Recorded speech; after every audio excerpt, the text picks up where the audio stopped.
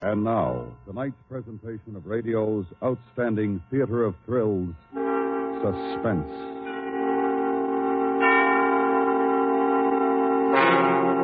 Tonight, we bring you a story of a pet cat and the fear it carried with it. We call it Black Death.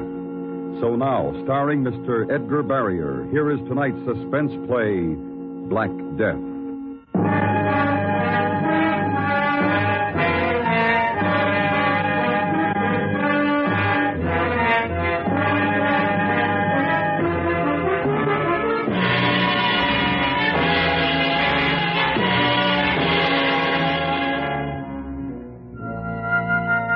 April 3rd. Remember what you did that day?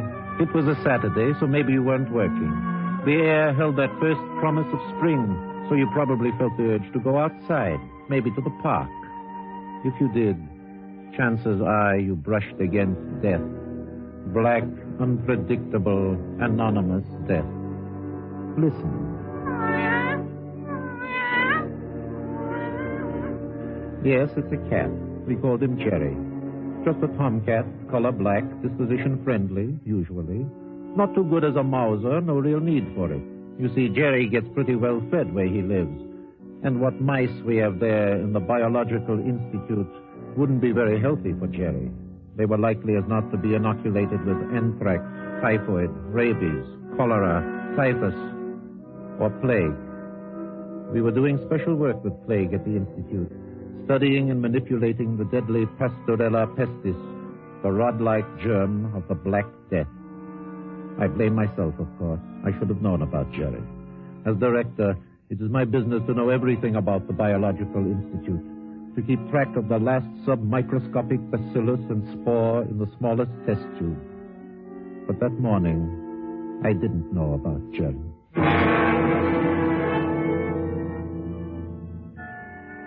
I was home. I had just finished breakfast, and Patty, as usual, was flitting about me. A pocket full of posies, ashes, ashes, we all fall down. Where did you learn that song, Patty? It's a game. The kids in the park play it. Why, Daddy? I didn't answer her. How could I tell Patty the harmless nursery rhyme had its horrible origin among the victims of the Great Plague of London? In their desperation, they hoped the smell of flowers might ward off the deadly miasma. It didn't help, of course. Posy or no, they coughed their lives away.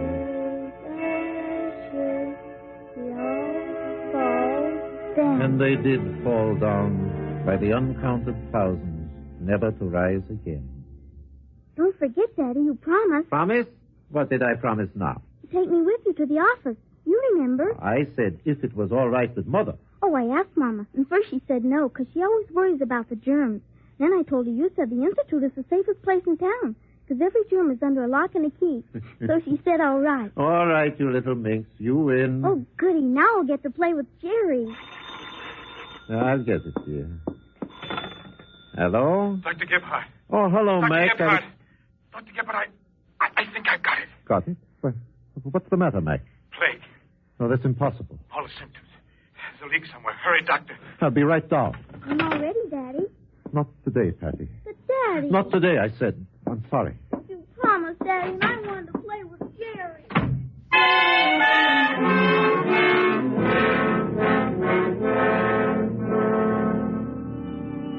Mac was waiting for me in my office. It took only a moment to see that it was true. The characteristic expression of fear and anxiety.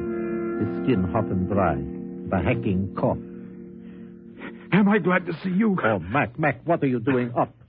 Have you treated yourself? Yes, but it's advanced. Pretty far. Don't get near me. How on earth did this happen? Slipped up somewhere. Yesterday had chills, headache, dizzy. Thought it was something I ate. Didn't pay attention. All right. Enough of that. Now, you're getting to bed. No, not until we locate the leak. The guinea pigs. The cage over there. No, it can't be. Not one of those animals is a pastorella. There must be something else. Now, get away, Jerry. Mac, you're sure you didn't work with some others? Those mice, maybe. I'm positive. Oh, that fool cat. Let me get him out of here. Now, come on, Jerry, outside. Careful, Doctor. He's been funny lately. Scratched me the other day. What did you say, Mac? I said, Jerry. Jerry scratched me, Doctor. That's what...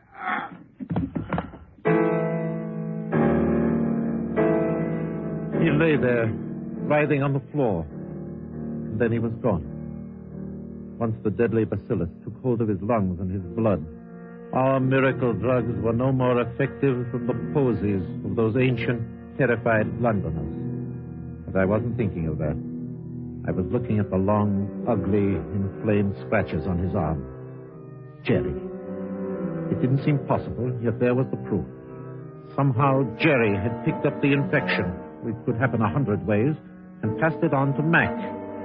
And Jerry was outside somewhere in the streets, in the unsuspecting city, sick, unpredictable, with death in every one of his claws. And I had sent him out there. I ran outside, but the earth had swallowed Jerry up. The police. I needed the police. But I had to handle this carefully, very carefully. If it got out, if all these people learned of the black killer stalking among them, there would be panic. No, they mustn't know. I had to see the chief of police immediately. I'm sorry, mister, but the chief's a busy man. You tell me who you are and what's your business. All I am asking is to open that door, get the chief on the phone, anything. This is absolutely vital, I tell you. The whole city. Yeah, I understand. Chief Williams. Now, look, you don't want to get into trouble. Hey, Chubby, what goes on here? There's no story in this for you, Ryan. Just a nut thinks he's going to see the chief. I've got to see. Hey, hold it. Wait a minute. I've covered some of your lectures. Your doctor... Gebhardt, you know me. Tell him. He works at the Biological Institute, Chevy. Got a story for me, Doctor? Something hot, maybe? I've got to see the chief. Can you make this man understand? Yeah, sure. Let him in, Chevy. He's all right. I'll vouch for him. You'll vouch for him. That's a laugh. If I let him in there, it's my job. If you don't let him in, it's your job, brother. Yes. There's a Dr. Gebhardt to see you. Says it's urgent. Gebhardt? All right, send him in. Yes, sir. That door right there, Doctor. I'm sorry. I didn't have any way of knowing. I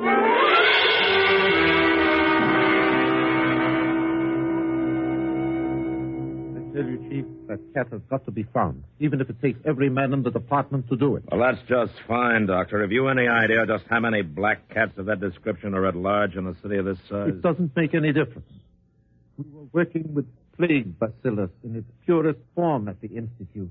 That cat is capable of infecting any human, any animal he scratches. Doctor, are you sure of this? My assistant just died. That's how sure. All right. Emergency alarm, disaster level.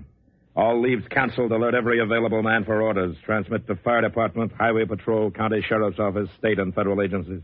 All ready, sir. Apprehend black cat, male. Answers the name of Jerry.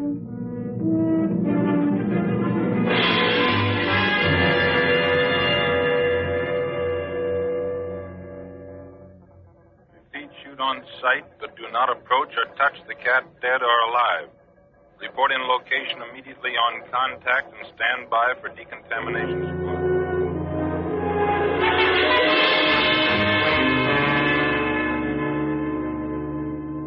Then we'll requisition all available streptomycin, sulfadiazine, penicillin. Alert medical staffs of all city hospitals to prepare for treatment of the plague. No, don't say that. What? Don't use the word plague.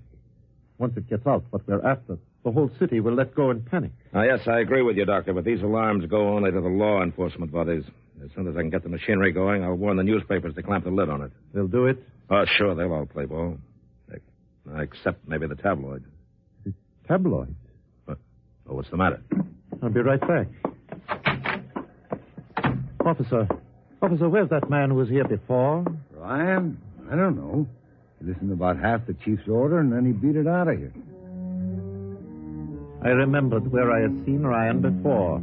He was a reporter on the tabloid.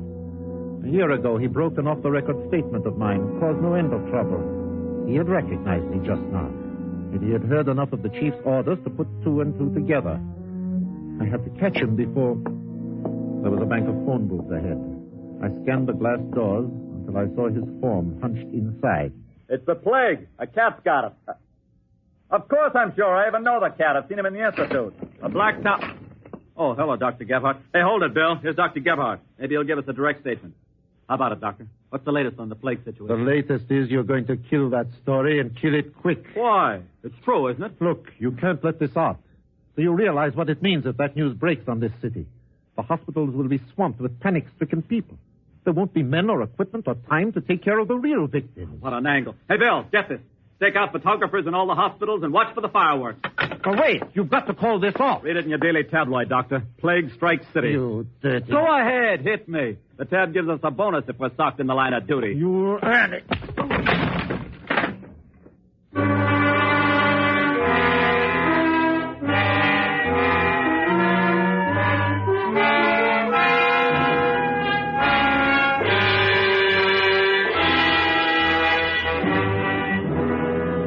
You are listening to Black Death, tonight's presentation in radio's outstanding theater of thrills, Suspense.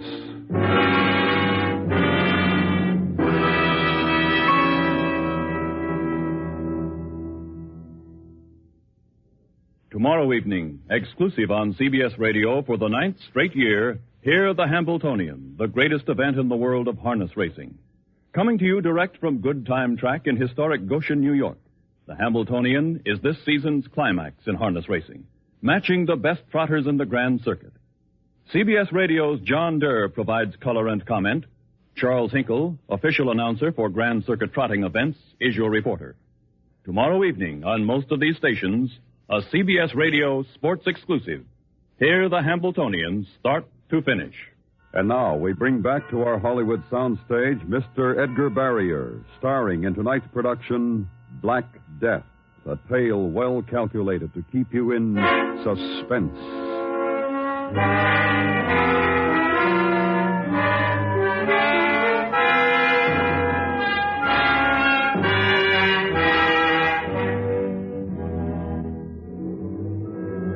Five minutes after the tabloid hit the streets, the lines were jammed with frightened calls from anybody who had ever seen or imagined a black cat, and we had to investigate them all. There was no way around that. Let me through, please. Now, officer, where is the cat? This way, Doctor. There he is. I've got him cornered in that area way. Couldn't reach him to shoot. Watch your step, Doctor. He's mean. Oh, don't worry. I'm not going any closer without my mask and gloves. All right, officer. Keep your gun ready. Yes, sir.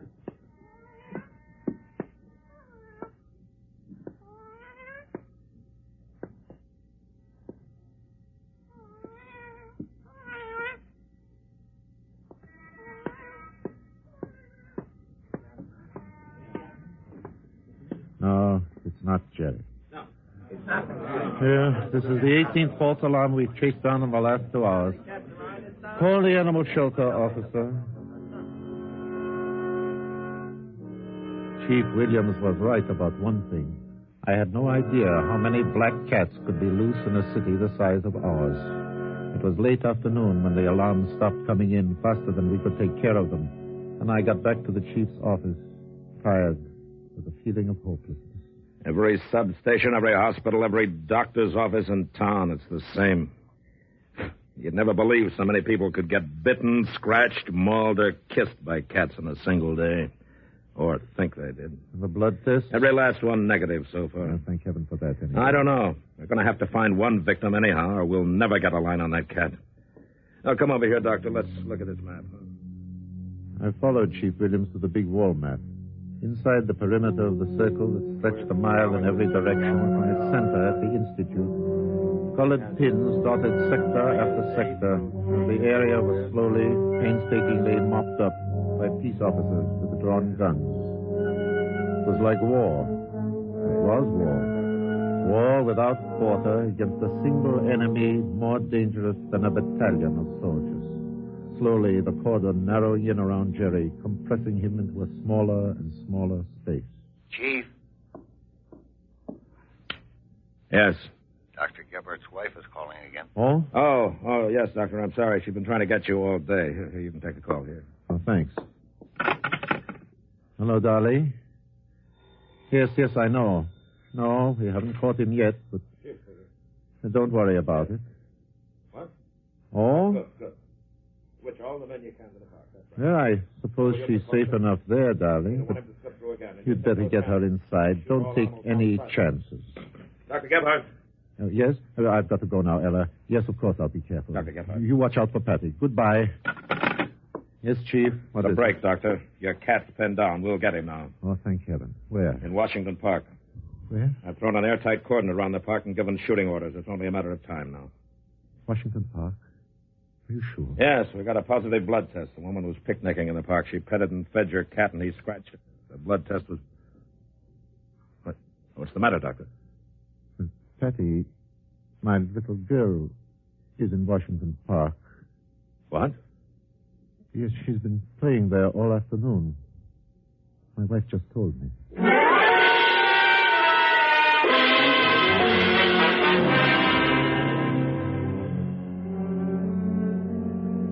I should have been glad, I suppose. It was the first real break we'd had all day, pointing directly to Jerry.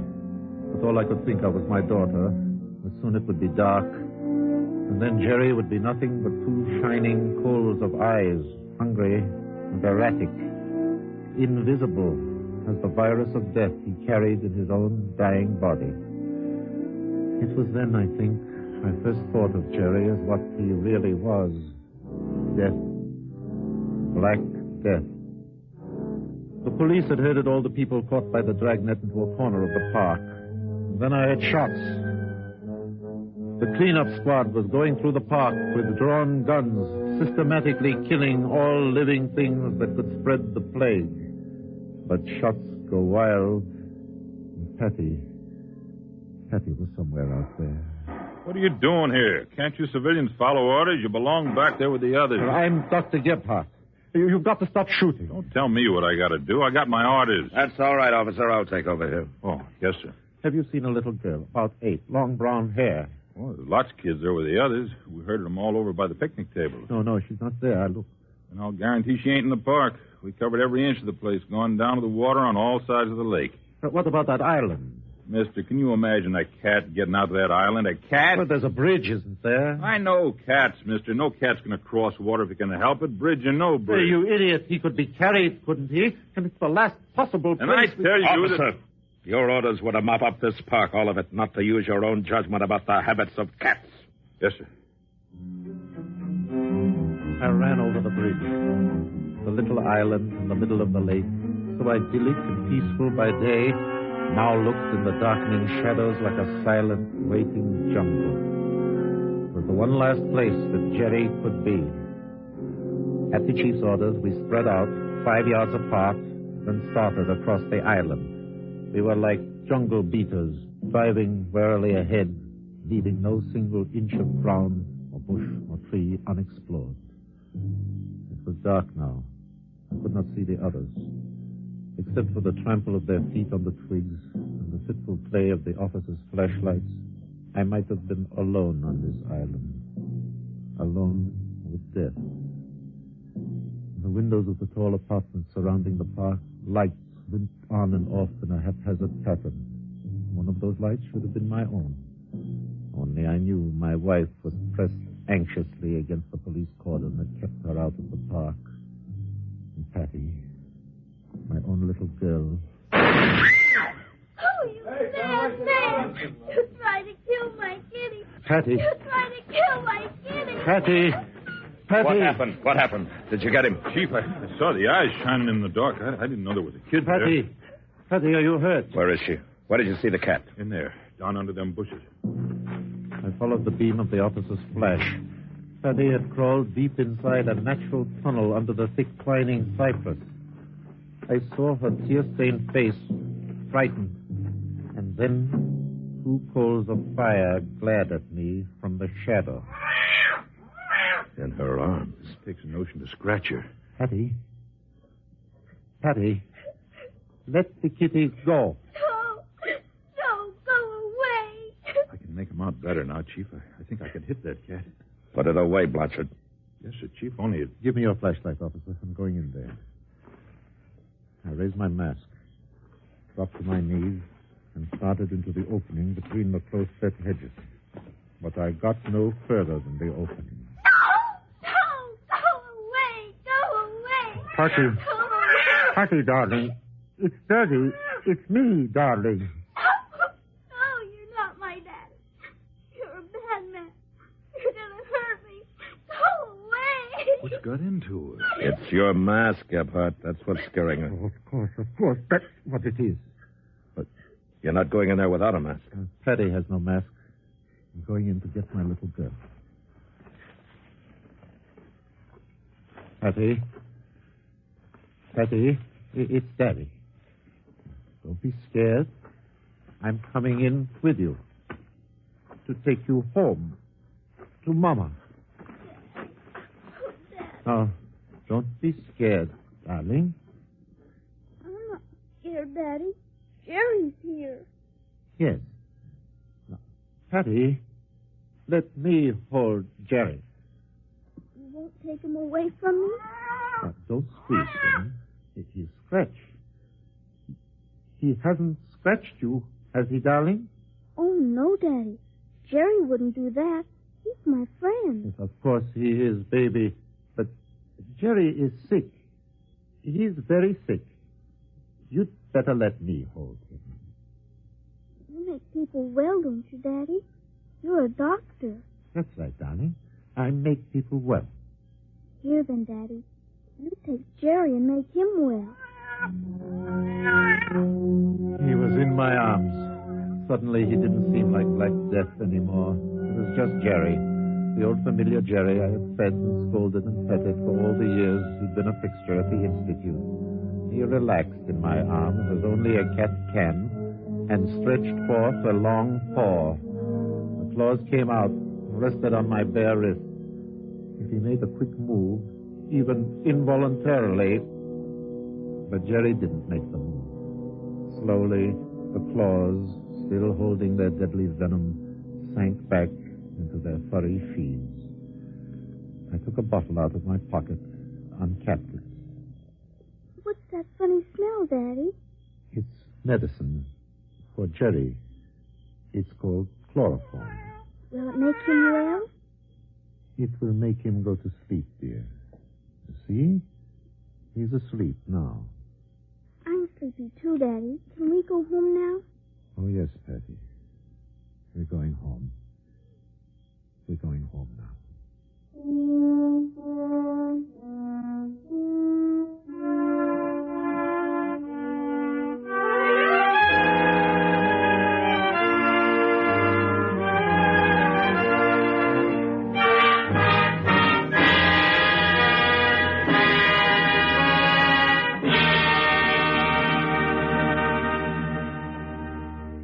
Suspense, in which Mr. Edgar Barrier starred in tonight's presentation of Black Death.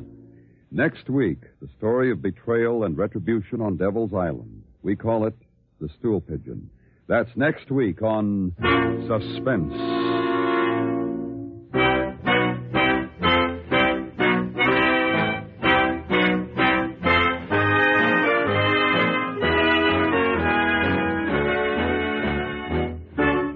Suspense is produced and directed by Anthony Ellis.